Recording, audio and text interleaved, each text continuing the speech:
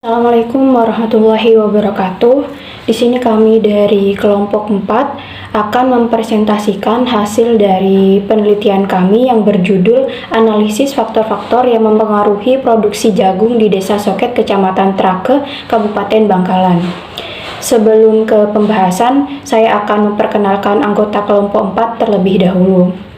Di sini ada Muhammad Rifki Maulana dengan NIM 129, Guntur Krisna Pratama dengan NIM 066, saya sendiri Nabila Islami dengan NIM 022, Nabil Bita Ramadan dengan NIM 090, Zahrina Aprilia dengan NIM 096.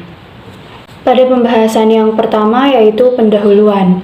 Jagung merupakan salah satu bahan pangan atau komoditas pangan yang berperan penting dalam meningkatkan pendapatan negara. Selain sebagai bahan pangan, jagung juga digunakan sebagai pakan ternak, bahan baku industri unggas, dan untuk keperluan rumah tangga. Di Indonesia sendiri terdapat banyak perkebunan jagung yang tersebar di seluruh penjuru negeri. Salah satunya di Desa Soket, Kecamatan Trake, Kabupaten Bangkalan. Pertanian jagung memiliki dampak yang signifikan terhadap perekonomian petani di Desa Soket. Dalam kegiatannya, para petani ini menghadapi banyak kendala, seperti mahalnya biaya penggunaan alat dan mesin pertanian atau alsintan, serta harga pupuk dan obat-obatan yang relatif tinggi. Oleh karena itu, penelitian ini dilakukan untuk menganalisis faktor-faktor yang mempengaruhi produksi jagung di Desa Soket, Kecamatan Trake. Selanjutnya ada metode penelitian. Penelitian ini dilakukan di lokasi Desa Soket, Kecamatan Trake, Kabupaten Bangkalan, yang dipilih secara purposive sampling atau secara sengaja. Desa Soket sendiri merupakan salah satu daerah yang memiliki potensi komoditas jagung yang cukup besar untuk menambah pendapatan petani yang ada di desa tersebut. Penelitian ini dilakukan pada bulan Mei tahun 2023 hingga selesai. Populasi yang digunakan adalah seluruh petani yang melakukan usaha tani jagung di Desa Soket dengan jumlah sampel yang terpilih yaitu sebanyak 30 orang petani jagung. Pemilihan sampel dilakukan karena keterbatasan waktu, biaya, dan tenaga yang dimiliki oleh peneliti. Jenis data yang ada pada penelitian ini yaitu data primer dan data sekunder. Data primer sendiri diperoleh dari hasil observasi dan wawancara kepada petani jagung dengan menggunakan kuesioner yang telah disiapkan oleh kelompok kami sebelumnya. Data sekunder sendiri diperoleh dari studi literatur yang mendukung dalam penulisan penelitian ini. Berikutnya metode analisis yang digunakan dalam penelitian untuk menduga fungsi Cobb-Douglas adalah metode stochastic frontier. Model fungsi Cobb-Douglas stochastic frontier dengan persamaan ln Y ditambah beta 0 ditambah beta 1 ln 1 ditambah beta 2 ln 2 ditambah beta 3 ln 3 ditambah beta 4 ln 4 ditambah beta 5 ln 5 ditambah error term. Kemudian menggunakan analisis produksi stochastic frontier untuk efisiensi teknis dan fungsi biaya dual frontier untuk efisiensi alokatif dan ekonomi.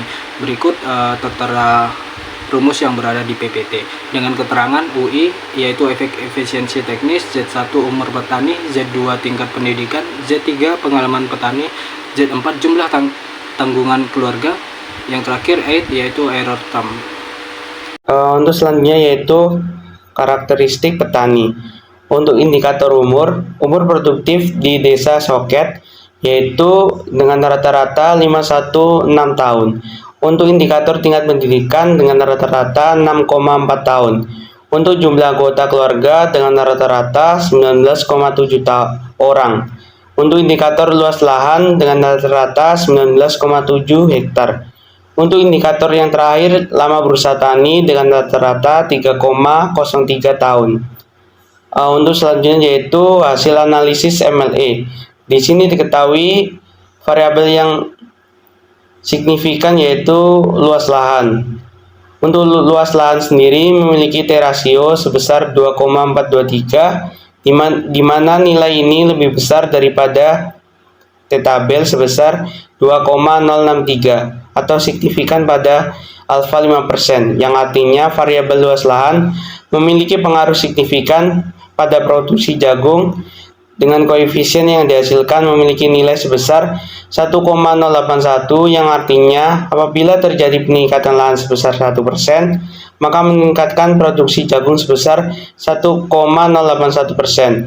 Hal tersebut sesuai dengan penelitian yang dilakukan oleh Saragi 2020, di mana lahan yang luas tidak menjamin produksi yang dihasilkan semakin tinggi. Terdapat petani yang tidak efisien dalam melakukan kegiatan usaha tani, lahan tidak dikelola dengan baik sehingga menyebabkan lahan kurang efisien dan kurang produktif. Untuk selanjutnya yaitu estimasi MLE terkait dengan efisiensi dan inefisiensi. Di sini hasil menunjukkan bahwa variabel umur, pendidikan, pengalaman, dan jumlah tanggungan keluarga tidak berpengaruh signifikan terhadap efisiensi petani pada produksi jagung di Desa Soket. Hal ini ditunjukkan dengan nilai T rasio dari seluruh variabel lebih kecil dari nilai T tabel. Hal tersebut tidak sejalan dengan penelitian Nurjana 2018 yang menyatakan jika variabel umur, jumlah tanggungan keluarga, luas lahan, dan jumlah jam kerja secara bersama-sama berpengaruh signifikan terhadap pendapatan petani jagung di Kecamatan Kupe, Kabupaten Muarau, Jambi, khususnya Desa Mekarsari. Berdasarkan data di atas menunjukkan bahwa variabel umur petani atau Z1 memiliki nilai koefisien positif, yang artinya semakin bertambah umur petani maka semakin meningkatkan efisiensi usaha tani. Pada variabel pendidikan Z2 memiliki nilai koefisien negatif, di mana semakin tinggi tingkat pendidikan seorang petani maka menurunkan inefisiensi usaha tani. Pada variabel pengalaman petani Z3 memiliki nilai koefisien negatif, yang artinya semakin lama pengalaman seorang petani maka semakin menurunkan inefisiensi usaha tani. Pada variabel yang terakhir yaitu jumlah tanggungan keluarga atau Y4 memiliki nilai koefisien positif, yang artinya semakin banyak jumlah tanggungan keluarga semakin meningkatkan inefisiensi usaha tani. Untuk tabel selanjutnya yaitu tabel analisis efisiensi usaha tani jagung.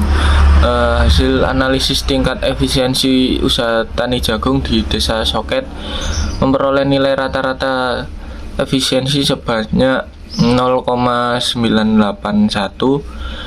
Tingginya nilai efisiensi disebabkan karena banyaknya petani yang memiliki kemampuan untuk mengendalikan faktor produksi jagung yang dapat meningkatkan jumlah produksi.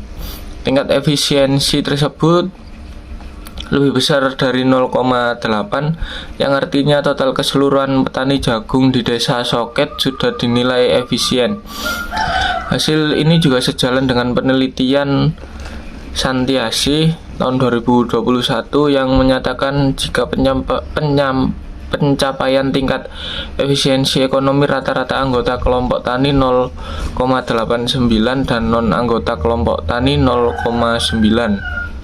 Hal ini menunjukkan petani berada pada kategori cukup efisien dan menguntungkan secara ekonomi.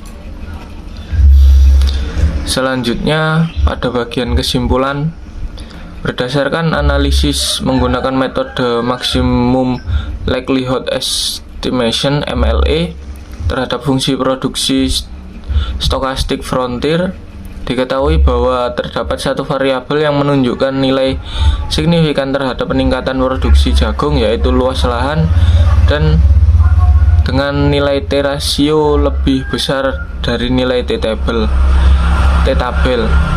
Pada analisis terhadap efisiensi teknis usaha jagung di Desa Soket menunjukkan bahwa variabel umur petani dan jumlah tanggungan keluarga memiliki nilai koefisien positif.